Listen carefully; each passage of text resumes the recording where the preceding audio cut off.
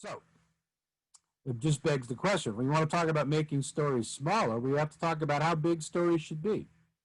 If stories are too short, frequently they give a sense of incompleteness, and they will trigger a sense that we don't know enough of information about the subject matter to make an accurate story about it. When stories are too long and too detailed, we get the opposite sense. We get the sense that we've underestimated, that it's more complex than we think it is. So how long should a story be? A story should be just about as long as a decent joke. And I love comedians. I've followed comedians my whole life, and I love listening to and telling jokes. And I can tell you, everybody knows there are jokes that are too long, there are jokes that are too short, and there are jokes that are just right. And jokes also have a beginning, a middle, and an end.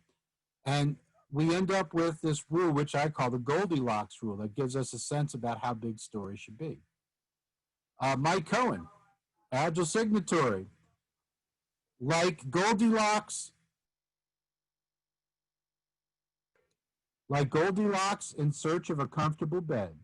Some stories can be too big, some can be too small, and some can be just right. Story size does matter, because if stories are too large or too small, you cannot use them in planning. Epics, or big stories, are difficult to work with because they frequently contain multiple stories. For example, in a travel reservation system, a user can plan a vacation is an epic. Planning a vacation is important functionality for a travel reservation system, but there are many tasks involved in doing so. The epic should be split into smaller stories. The ultimate determination of whether a story is appropriately sized is based on the team, its capabilities, and the technologies in use.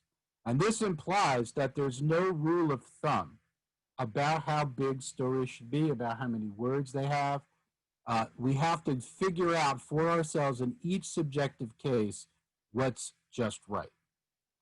And what we're going to do and talk about how we think of estimation in relation to story size, we're going to go through a thought experiment.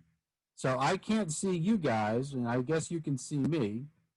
But what I'd like you to do is focus carefully. I'm going to read 7 words to you. And the only thing you have to do for this exercise is just picture in your head the object that I'm going to mention.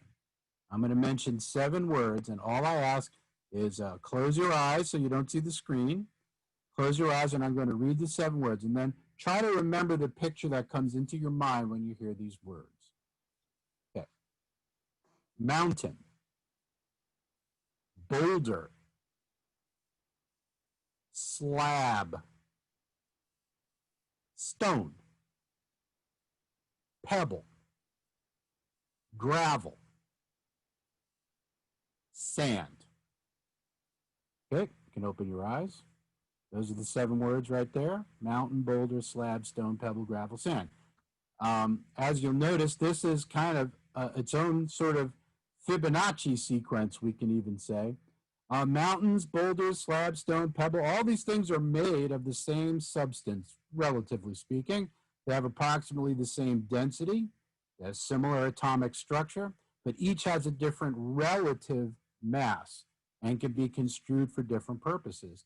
And so the reason why we have to talk about appropriate size is because we can't use boulders or mountains to build things with.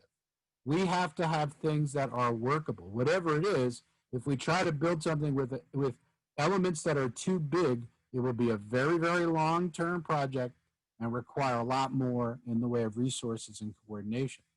And you will notice, if you've ever been on or known about or heard about high-performing teams, you will see the high-performing teams do not build things out of boulders and slabs.